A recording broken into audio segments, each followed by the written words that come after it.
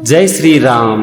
दोस्तों, रामायण से जीवन की सीख का मैंने जो एपिसोड शुरू किया है, आज है उसका 10वां एपिसोड।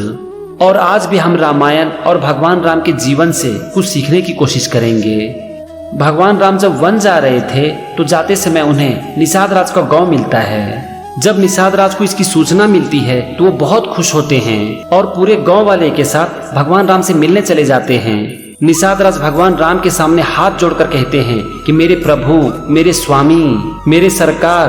तो इस पर भगवान राम कहते हैं सरकार नहीं, मित्र। और ये कहकर वो निषाद राज को गले से लगा लेते हैं। दोस्तों, ये है उदारता। भगवान होकर भी वो किसी को छोटा नहीं समझते हैं। लेकिन क्या असली जिंदगी में ऐसा होता है?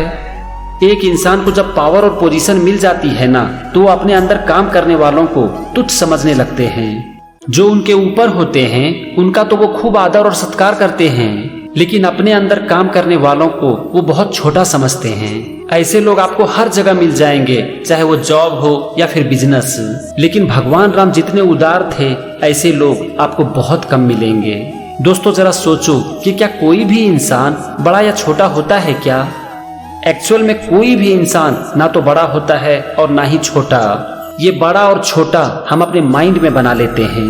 भगवान की नजर में तो हर लोग एक समान हैं। जो आज अमीर हैं बस उनकी परिस्थितियां आज अच्छी है, और जो गरीब हैं उनकी परिस्थितियां उनके अनुकूल नहीं है।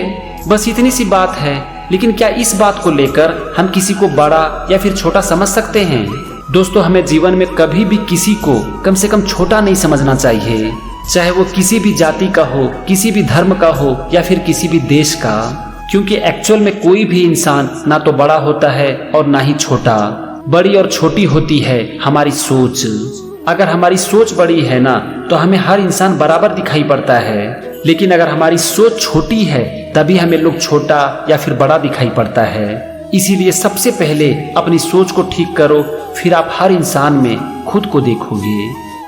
चलो देखते हैं कि और हम रामायण से क्या सीख सकते हैं। इसके बाद निषाद राज भगवान राम से कहते हैं कि प्रभु, मैं आपसे कुछ कहना चाहता हूँ, कृपया मेरी बात को स्वीकार कर लेना। तो इस पर भगवान राम कहते हैं कि निषाद राज, तुम मेरे मित्र हो और तुम्हारे मन में जो भी बातें हैं वो तुम मुझसे बिना संकोच के कह सकते हो। तो इस पर निषाद राज कहते हैं कि भगवान, मैं अपना पूरा राज्य आपके चरणों में समर्पित करता हूँ। आज से आप मेरे राजा हैं और हम सब आपकी प्रजा हैं।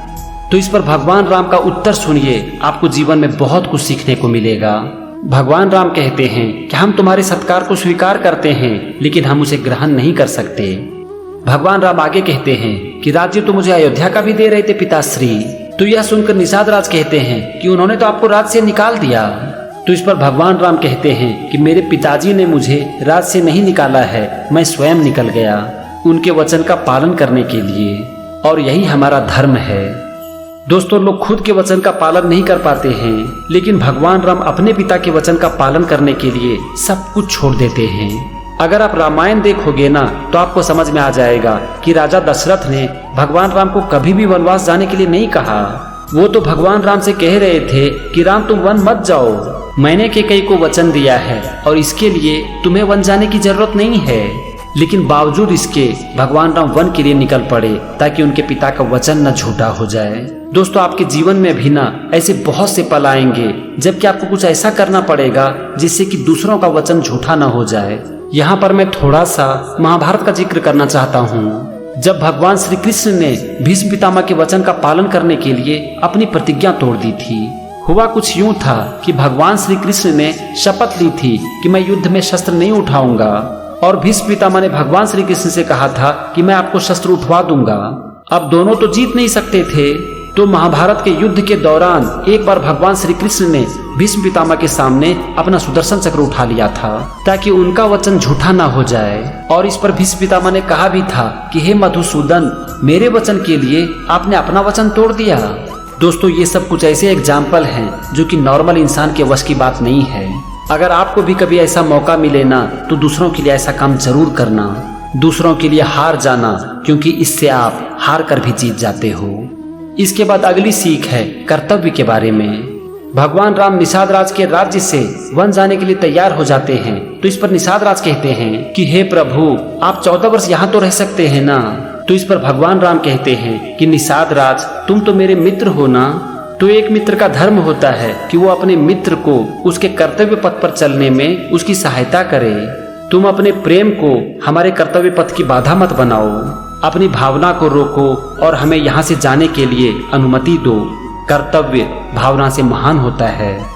दोस्तों, यहाँ पर हम सब के लिए सीखने वाली बात है कि भावना के आवेश में ना हम इंसान अपने कर्तव्य को भूल जाते हैं। हमारा जीवन चलता है भावनाओं से और हमारे अंदर भावनाएं होनी भी चाहिए, लेकिन हमें कभी भी भावनाओं की वेग में बहना नहीं चाहिए।